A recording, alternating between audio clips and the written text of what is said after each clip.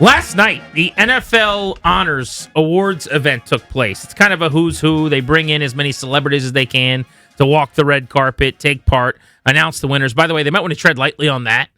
Did you see that a comedian who was tasked with announcing who won Coach of the Year in Tiffany Haddish announced Mike Vrabel's name as Mike Verbal? Are you familiar with this? Yeah. There you go. I suppose if that's what you want, you got it. Doubled down, by the way. After saying Mike Verbal had won, she told us that Mike Verbal wasn't able to be there. Everyone should be embarrassed by that. Whoever didn't tell her how to say it, if they did tell her how to say it, the fact that somebody who doesn't know who Mike Vrabel is announcing the winner at the NFL Honors event. Let's go back to the drawing board on that part. This was Mike Vrabel, his big honor last night as Coach of the Year. The 2025 AP Coach of the Year is Mike Verbal.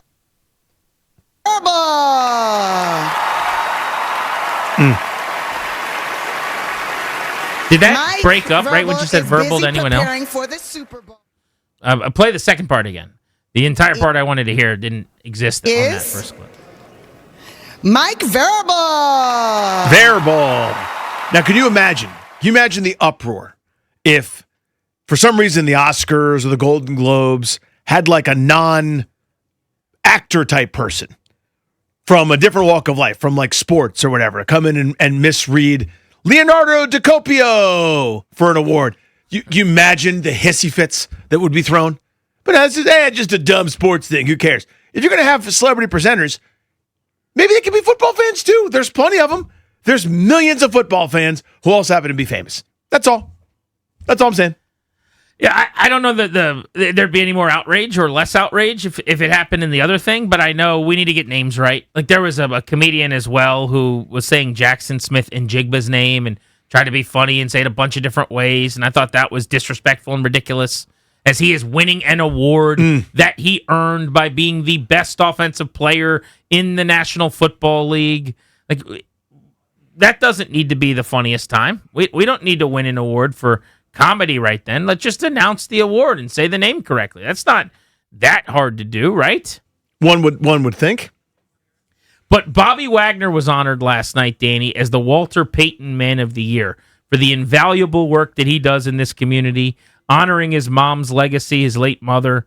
Talked a lot about her in his speech. This is a huge deal. This is the last award that they announce after the Most Valuable Player Award, after they've told you who has made the Hall of Fame, at the very end of the night. Now, you could say the MVP award's bigger or what have you, and I won't argue with anybody, but I'm just telling you what the league has tried to do is put this on the pedestal, that every year they get the 32 guys that are nominated, one from every team, in the building. They come together, and then they call out the winner of the Walter Payton Man of the Year. Walter Payton's family's on stage. That player goes up to a standing ovation of thousands of people that you're not getting for every other award throughout the night. They give a very nice, eloquent speech, and then they leave exit stage left again to a very, very nice standing ovation, and it ends the entire night of the awards for that year. So the fact that a commander won this thing is a massive deal. Bobby Wagner is everything that's good about football and professional sports to me. He is just a leader of men. He's one of these guys that he could turn into a senator or some powerful politician. Yeah, anything. He could run the NFL as a commissioner. He has shadowed countless executives and gone back and gotten his degree on his own time while playing in the NFL. I know I talked about this several weeks ago, but he's one of these guys who he went to Magic Johnson when Magic Johnson was a part of this ownership group. And he's like, let me pick your brain on entrepreneurship and just how to get wealthier and be smarter with my money and make good decisions. Like, he is not, in any faction of his life, he is not content at just existing or being good at it. He wants to be the best. I love everything about Bobby Wagner. The professionalism he operates with in the locker room, standing there and the best dressed guy in the building, nice suit right after a game, looking like $1 million, answering every question. Fans are like, did he get beat? Did he not get beat? Did he miss the tackle? Did he make the tackle? That stuff's good too. This is football. I get it. But the stuff that a lot of people don't care about that I do, he checks those boxes a million miles an hour. First Washington player in 30 years since Darryl Green in 1996. I think I can't remember what year they changed the name to the Walter Payton Man of the Year award, but Joe Theismann won it previously back in the early 80s. But it's well deserved, and it's really, really cool to have that happen. And they're 32, they're more than 32, but each team gets a rep. It's a really competitive reward. Right? It's just kind of the same way the MVP is or whatever. It's like you could be the most charitable dude in the world and give endless amounts of hours and time, and you could be nominated as another, 50 guys in other cities are kind of doing the exact same thing or even more. It's really, really rare. It's really, really cool. And it's well deserved. To your point about Bobby Wagner, whatever that guy would like to do, he will do it and excel at it. Like, that is a winning person. That's the kind of person you go, please be like him. I'm telling you, I got 3 boys. Here's an example of an outstanding human being that is incredibly well accomplished, going to the Hall of Fame in football. And if you'd like to be the commissioner of the league, Senator Wagner, from whatever state he wants to be, whatever he wants to do, he'll win. He is awesome. This was Bobby Wagner accepting the award that is arguably the hardest to win, and certainly the most beloved of the league office. This is the Walter Payton Man of the Year award. I really didn't think I was going to win this award.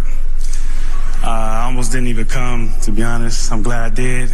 I want to thank the Payton family. I want to thank Nationwide for honoring me. I want to thank my family. I'm truly grateful for the love and support. I'm going to talk about my mom a lot, but before I do that, I want to talk about my dad, because I feel like a lot of the times, when my mom passed, that was the person that they asked about the most. Because they wanted to know how I was dealing with it. And my dad was right there and helping me out a lot. And he was kind of the silent person in my corner that doesn't get the love that he always deserves. So I want to take this time to thank him too. Wagner, from his speech last night. I have watched that award be doled out year after year and seen so many really good speeches that make you feel good and inspire the room from guys like Thomas Davis of the Carolina Panthers, who would eventually, by the way, follow Ron Rivera here and play in Washington for a season. But I thought Wagner put on a clinic. He really did not think he was going to win. I was talking to some people in the org last night. He barely went.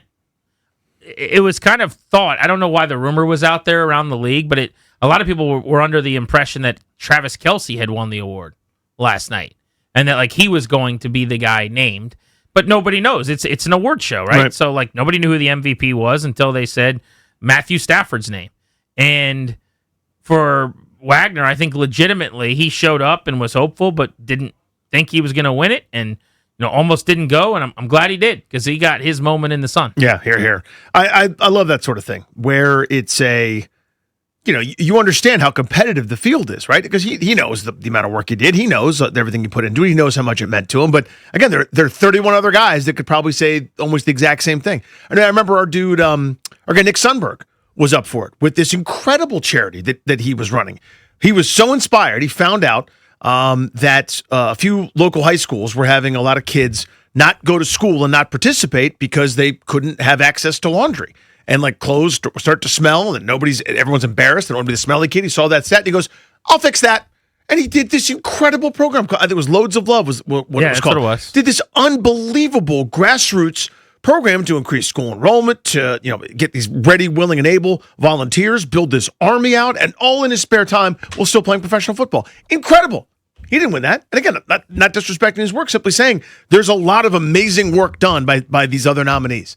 And it's really, really cool to see a great one get honored that way. Yeah, congratulations, kudos to Bobby Wagner. Now,